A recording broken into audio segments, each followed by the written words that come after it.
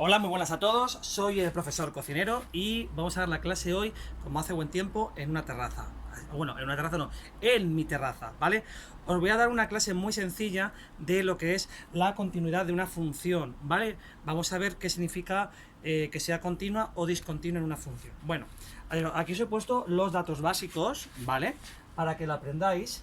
Entonces, ¿cuándo se dice que una función es continua? A ver, toda la vida nos han dicho que cuando una función es continua, pues es continua cuando yo trazo la función sin tener que levantar el bolígrafo o el lápiz del papel según hago la gráfica, ¿no? Vale, eso en forma analítica, para nivel de primero y segundo de bachillerato, tiene otra forma de estudiarlo más concreta. ¿Cuándo se dice que una función es continua en un punto concreto? Nosotros siempre vamos a estudiar la continuidad de una función alrededor de un punto en concreto, ¿vale? Que suele ser un punto conflictivo donde sucede algo o a lo mejor no, que es lo que se llama estudiar la continuidad de una función en un punto x igual a, el que sea, ¿vale? Un número real, un número finito, ¿vale? Bien, entonces, muy importante, hay tres condiciones que una función tiene que cumplir para que sea continua en un punto en concreto. Las tres condiciones que tiene que cumplir son siempre estas tres. Primero, la función en ese punto tiene que existir, ¿vale? Si da infinito, ya para empezar, ya la función no existe, porque si no existe en ese punto, pues ya lo quitaríamos de ahí. Es decir, que tiene que estar en el dominio de la función. Segunda condición, una de las más fundamentales, es que los límites laterales tienen que ser iguales. Es decir, que la función, tanto por la izquierda como por la derecha del punto, tienen que tender al mismo valor.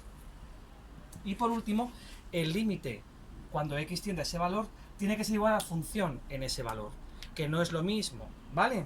Bien, ¿qué es lo que nos puede pasar? Nos pueden pasar estos tipos de continuidades o discontinuidades. Para que sea continua, este sería el básico, ¿vale? Aquí vemos que aquí tenemos f de a, ¿vale? Esto es a, f de a sería aquí, ¿vale? Esto sería f de a, y como veis, tanto por la izquierda como por la derecha, tiene el mismo punto al donde vale f de a. Entonces esta función sería continua. Lo normal es que no sea continua cuando nos hacen unas preguntas en EBAU, en las preguntas universitarias o los exámenes, nos piden que estudiemos la continuidad y en el caso de que no lo sea, ¿qué tipo de discontinuidad es? Vale, pues puede haber dos tipos de discontinuidad. Puede ser que sea una discontinuidad evitable, que sería algo así como me encuentro una piedra en el camino y sigo y la evito, ¿vale? O puede ser inevitable. Inevitable quiere decir que es un obstáculo demasiado grande y tengo que seguir otro camino para poder seguir, ¿no? Dentro de las discontinuidades puede haber, dentro de las evitables solo hay una, y las inevitables pueden ser de salto finito o salto infinito. Vale, las discontinuidades evitables son estas, ¿vale? Son que por la izquierda y por la derecha el límite es el mismo, f del punto existe, sin embargo, justo en el punto, f de a, como veis, es distinto, ¿vale? Que sería algo así como que se cumple la primera condición y la segunda, pero cuando llego a la tercera no se cumple, por lo tanto es discontinua evitable. Discontinuidades inevitables son dos, de salto finito o de salto infinito, que puede haber dos casos a su vez. La inevitable de salto finito, en algunos libros le llaman, bueno, ya un poco antiguo, de primera y segunda especie, significa que por la izquierda y por la derecha, como veis, las tendencias, los límites son distintos, ¿vale? No se cumpliría esta condición. Lo que pasa es que la tendencia por la izquierda y por la derecha son números finitos, es decir, a lo mejor cuando va por la izquierda, cuando se acerca por la izquierda, me da a lo mejor 1 y por la derecha es 3, 1 y 3. Hay un salto de 2 unidades, sería una discontinuidad de salto inevitable de salto finito. Puede ocurrir que uno de los dos límites o los dos me den infinito. Entonces, en cuanto ya uno de los límites laterales me dé infinito, ya se llama discontinuidad inevitable de salto infinito. Puede pasar dos cosas, como os he dicho, que por un lado tienda a un número finito y por el otro lado, por la derecha o por la izquierda, tienda a más o a menos infinito, ¿vale? Aquí es los dos casos, tanto por la izquierda como por la derecha tiende a infinito o a menos infinito, ¿vale? Entonces, esta sería la clasificación básica y las tres condiciones que tiene que cumplir una función para que sea continua. Vamos a ver primero un ejemplo básico y luego en el siguiente vídeo hago varios ejercicios, ¿vale?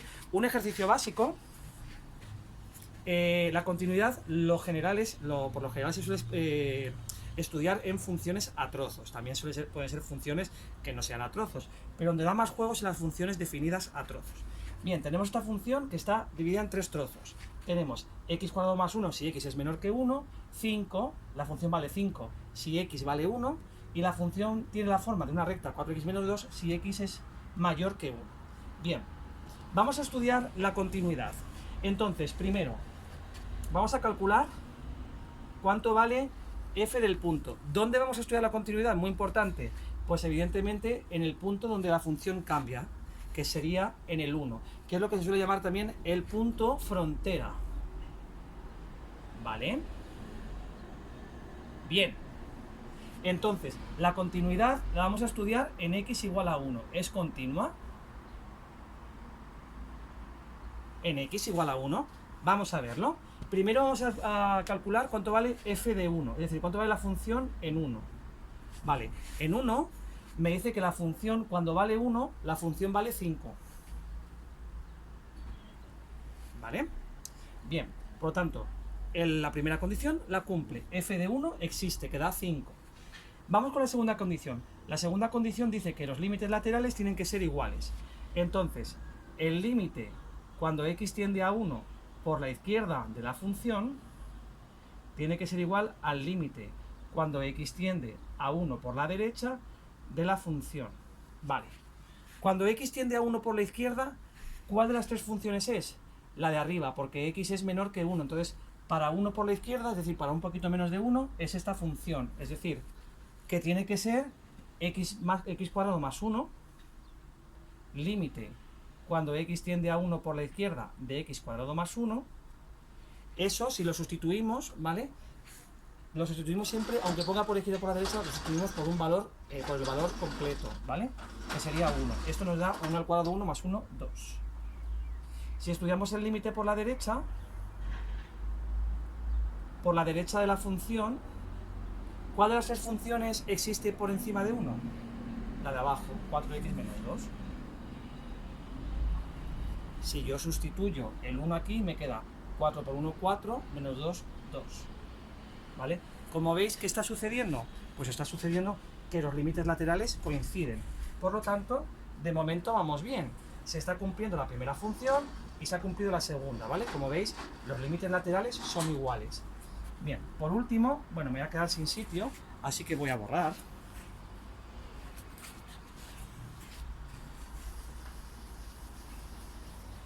Como veis, la segunda condición también se cumple, ¿vale? Los límites laterales son iguales, ¿vale?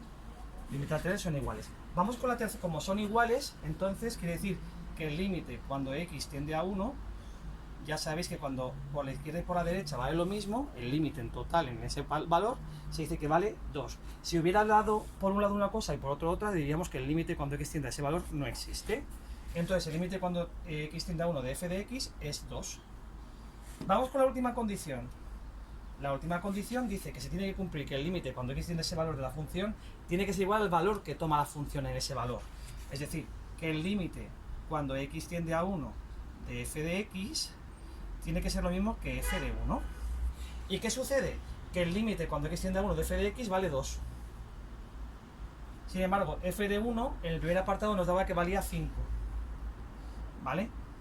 Por lo tanto, no se cumplen las tres condiciones. Se cumplen las dos primeras, pero no la tercera. Por lo tanto, no es continua, es discontinua. ¿Vale? Porque no se cumple la última condición. ¿Qué tipo de discontinuidad es? Pues si os fijáis de las tres que os he mostrado, nos encontraríamos con esta función. Es una discontinuidad evitable. Es discontinua evitable. ¿Por qué? Porque si os dais cuenta, tanto por la izquierda como por la derecha tiende a 2, pero sin embargo luego, justo en el punto, el valor es otro distinto, que sería 5. Es decir, que si lo representáis, voy a poner por aquí para que lo veáis, realmente lo que le está pasando a esa función es, en el 1, dice que justo en el 1 vale 5, es decir, que la función vale justo 5.